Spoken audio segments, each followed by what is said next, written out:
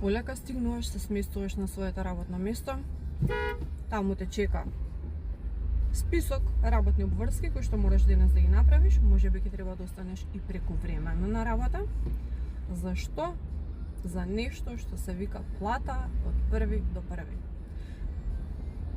Како ти звучи зборот соништа? Дали мислиш дека е само за деца?